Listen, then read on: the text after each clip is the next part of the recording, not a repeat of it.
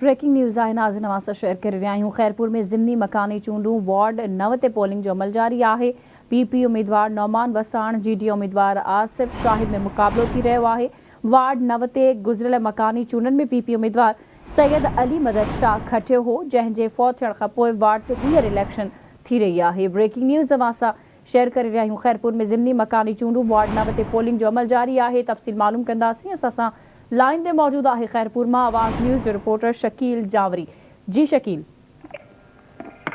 जी बिल्कुल, खैरपुर में जो है बलदियाती इलेक्शन जो है ज़मीनी इलेक्शन जो अमल जारी है।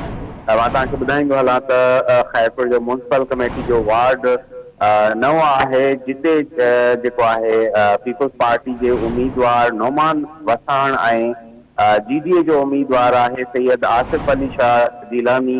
ॿिन्ही विच में सख़्त मुक़ाबलो जारी है। ऐं मां तव्हांखे इहो बि ॿुधाईंदो हलां त ही गुज़िरियल बलदियाती इलेक्शन में पीपल्स पार्टी जो उम्मीदवार हो सैयद अली मदद शाह, उहो हिन वार्ड तां अक्सरियत सां खटी वियो हो, जेको बाद में वफ़ात करे वियो हो, जंहिंजे सबब जेको आहे हिन वार्ड ते ॿीहर इलेक्शन थी रही है। ऐं उन हवाले सां इंतज़ामिया जो इहो चवणु आहे त पोलिंग खे पुरअमन बणाइण जे लाइ पुलिस एहलकारनि खे जेको आहे पोलिंग स्टेशन के अंदर थोड़े बाहर मुक़रर कयो वियो आहे। ठीक है, अवां जी वॾी महिरबानी अपडेट करण लाइ शकील।